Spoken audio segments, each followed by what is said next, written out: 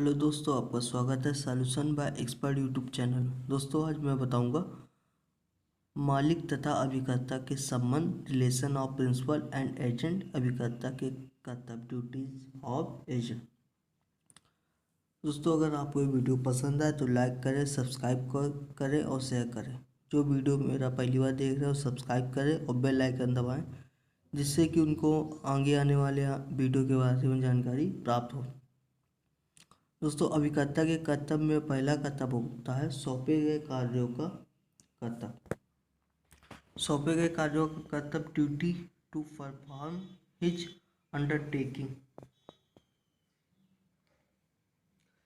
तो प्रत्येक अभिकर्ता का महत्वपूर्ण एवं सर्वप्रथम कर्तव्य है कि कार्य मालिक के द्वारा उसे सौंपा गया है उसे करे, अन्यथा मालिक को होने वाली हानि के लिए उत्तरदायी तो होगा। और जो उसका दूसरा कर्तव्य है स्वामी के निर्देशों, डायरेक्शन, अनुदेशों, इंस्ट्रक्शन व रीति मानने का कर्तव्य। अभिकर्ता मालिक के कर्तव्य का संचालन मालिक द्वारा दिए गए निर्देशों के अनुसार करने के लिए बाध्य है। इसके अभाव में कारोबार की रूढ़ी ही संचालन का आधार होगी। यदि वह इसके अन्यथा कार्य करता है तो उससे मालिक को होने वाली हानि के लिए उत्तरदायी तो होगा।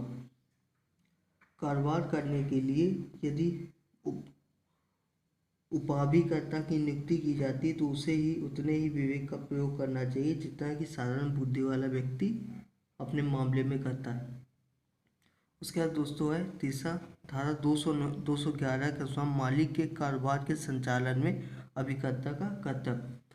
इसमें अभिकर्ता अपने मालिक के संचालन का मालिक द्वारा दिए गए निर्देशों के अनुसार या ऐसे निर्देशों के अभाव में उस रूढ़ी के अनुसार कार्य करने के लिए आबद्ध है जो उस स्थान पर जहां अभिकर्ता ऐसे कारोबार का संचालन करता है उसी किस्म का कारोबार करने में प्रचलित हो। जबकि अभिकर्ता अन्यथा कार्य करे तब यदि कोई हानि हो तो उसे उसके लिए अपने मालिक की प्रतिपूर्ति करनी होगी और यदि कोई लाभ हो तो उसका लेखा लेना होगा। यदि अभिकर्ता स्वामी निर्देशों के अन्यथा कार्य करता है तो होने वाली हानि के लिए उत्तरदायी होगा। जब मालिक अभिकर्ता को माल का बीमा कराने का निर्देश देता है और अभिकर्ता ऐसा नहीं करता है तो उस कर्तव्य के उल्लंघन से होने वाली हानि के लिए अभिकर्ता मालिक को उतना प्रतिकर देने के लिए बाध्य होगा जितना कि बीमा कराने पर मिलता है। उस परिस्थिति में अभिकर्ता मालिक के निर्देशों का पालन करने के लिए बाध्य नहीं है जब कार्य विधि, नैतिकता व लोक नीति के विरुद्ध हो। जब स्वामी द्वारा कोई आदेश न दिए गए हों तो अभिकर्ता का कर्तव्य है कि वह व्यापार की रीतियों के अनुसार कार्य करे। ऐसा न करने से होने वाली हानि के लिए वह स्वयं उत्तरदायी होगा। दोस्तों, उसके बाद है कौशल तथा तत्परता का प्रयोग करने का कर्तव्य, स्किल एंड डिलीजेंस रिक्वायर्ड। धारा 212 में अभिकर्ता से अपेक्षित कौशल और तत्पर ये कर्तव्य है। अभिकर्ता अभिकरण के कारोबार का संचालन उतने कौशल से करने के लिए आबद्ध है जितना वैसे कारोबार से लगे हुए व्यक्तियों में साधारणता होता है, जब तक कि मालिक को उसके कौशल के अभाव की सूचना न हो। प्रत्येक अभिकर्ता अपने प्रति सौंपे गए कारोबार का संचालन उतनी कुशलता और तत्परता से करने के लिए आबद्ध है जितना कि उसका संचालन के लिए उचित आवश्यक हो। कुशलता और तत्परता का स्तर क्या है? ये एक तथ्य का विषय है जो अभिकरण की प्रकृति और मामले की परिस्थिति पर निर्धारित रहता है। यदि अभिकर्ता की नियुक्ति किसी कार्य के निरीक्षण के लिए की गई है तो अभिकर्ता कामगारों की कुशलता का उत्तर देने के लिए बाध्य है। उसके बाद है लेखा देने का कर्तव्य, ड्यूटी टू रेंडर अकाउंट। अभिकर्ता लेखा धारा 213 में है। अभिकर्ता अपने मालिक की मांग पर उचित लेखा देने के लिए आबद्ध है। प्रत्येक अभिकर्ता का यह कर्तव्य है कि अभिकरण के दौरान स्थापित समस्त समव्यवहारों क्रियाकलापों का सदैव सही लेखा तैयार करे तथा मांग करने पर लेखा दे एवं मालिक व उसके अधिकृत व्यक्ति को समस्त कागजात मांग करने पर पेश करे। मालिक के धन व लेखा को अपने धन व लेखा से अलग रखे तथा स्वामी की सहमति के बिना, ज्ञान के बिना प्राप्त किए गए धन का हिसाब दे। लेखा की मांग करने का अधिकार प्रत्येक मालिक का संवैधानिक अधिकार है। उसके बाद है संसूचित करने और निर्देश प्राप्त करने का कर्तव्य। तो इसमें अभिकर्ता का यह कर्तव्य है कि कठिनाई की अवस्था में अपने मालिक को संसूचित करके निर्देश प्राप्त करने का उचित उद्यम करे। उसके बाद है धारा 214 में मालिक से संपर्क रखने का अभिकर्ता का कर्तव्य। जो उसमें आता है वो 215 में आता है, वो है हित तथा कर्तव्य में संघर्ष न होने का कर्तव्य। धारा 215 में मालिक तथा अधिकार जबकि अभिकर्ता अभिकरण के कारभार में मालिक की संपत्ति के बिना अपने ही लेखे व्यवहार करता है। यदि कोई अभिकर्ता अपने मालिक की सम्मति के पहले से अभिप्राय किए बिना उसको उन सब तात्विक परिस्थितियों जो उस विषय पर अपने ज्ञान में आई हो परिचित कराए बिना अभिकरण के कारोबार से अपने ही लेखे व्यवहार करे, और यदि मामले में दर्शित हो कि कोई तात्विक तथ्य अभिकर्ता द्वारा बेईमानी से मालिक से छिपाया गया है, तो ये अभिकर्ता के व्यवहार मालिक के लिए अहितकर रहे हैं, तो मालिक उस व्यवहार का निराकरण कर सकेगा। अभिकर्ता को ऐसे समव्यवहार के लिए प्रविष्ट नहीं किया जाना चाहिए और उसके व्यक्तिगत व हित मालिक के प्रति उसके कर्तव्यों में संघर्ष हो। इसके विपरीत कार्य किए जाने पर यदि मालिक को इस बात का ज्ञान हो जाए तो समव्यवहार का विखंडन या स्वीकार करने के अभिकर्ता को प्राप्त लाभ वापस करने का आग्रह कर सकता है तथा अभिकर्ता इस लाभ को देने के लिए बाध्य होगा। अभिकर्ता का हित कम से कम मूल्य देने में होता है और तथा उसका कर्तव्य मालिक को अधिक से अधिक मूल्य दिलाने का होता है। इस धारा में इस बात का प्रावधान है कि यदि अभिकर्ता अभिकरण के कारोबार को अपने संप्रभुत्व करना चाहता है तो उसे चाहिए कि वह समस्त मूलभूत परिस्थितियों तथा ज्ञान मालिक को कराए जो कि उसके ज्ञान में आई हो। उसके बाद है गुप्त लाभ प्राप्त करने का कर्तव्य, duty not to get secret profit.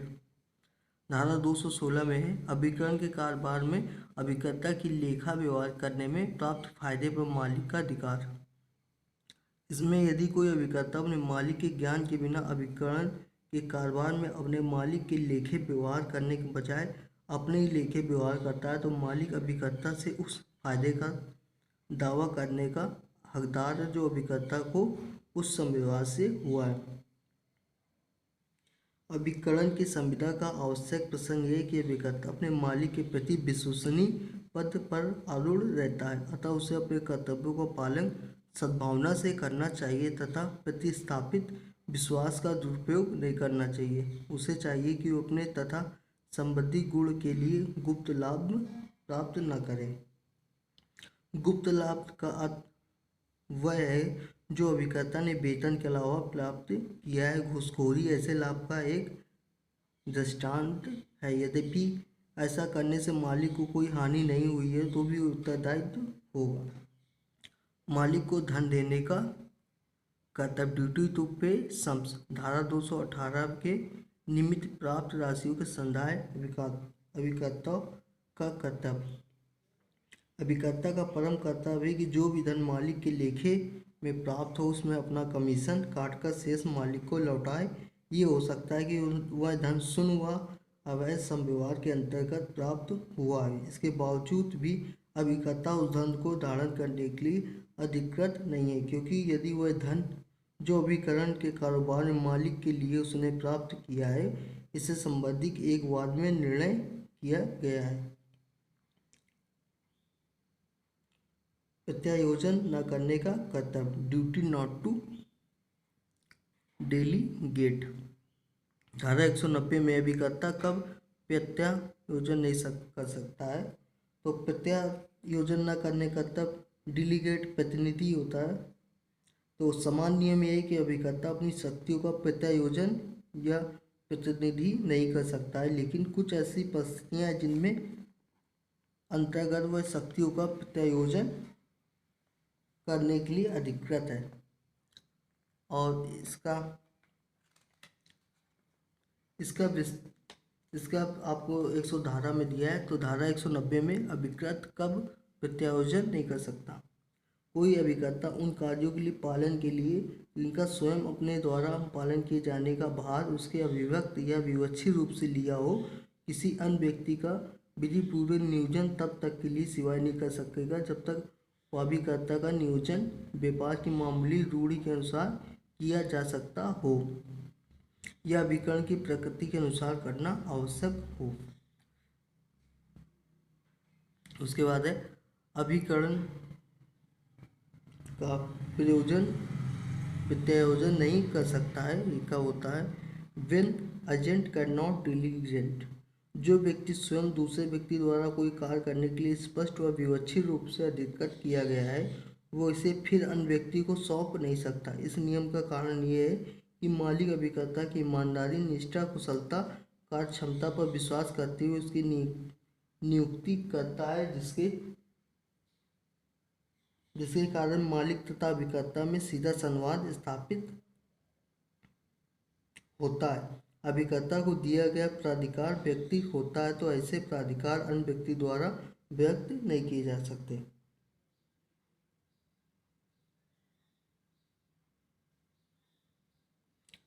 इसमें अभिकर्ता मालिक के अधिकार के बिना अपने प्रति सौंपे गए कार्य को करने के लिए अन्य व्यक्ति को अधिकृत नहीं कर सकता।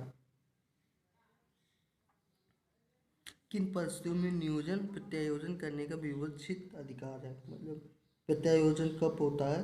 तो जहाँ पर उपाभिकर्ता की नियुक्ति और व्यापार कारोबार में रूढ़ि द्वारा उचित हो, बशर्ते वो रूढ़ि स्वामी द्वारा दिए गए प्राधिकार और निर्देश के विपरीत न हो। यदि किसी अभिकर्ता को मकान निर्माण का सौंपा जाए तो वह नक्शा और परिमापक की सहायता ले सकता है। जहाँ पर मालिक अभिकर्ता की नियुक्ति के समय ही जानता था कि अब अभिकर्ता अपने प्राधिकार का प्रत्यायोजन करना चाहता है।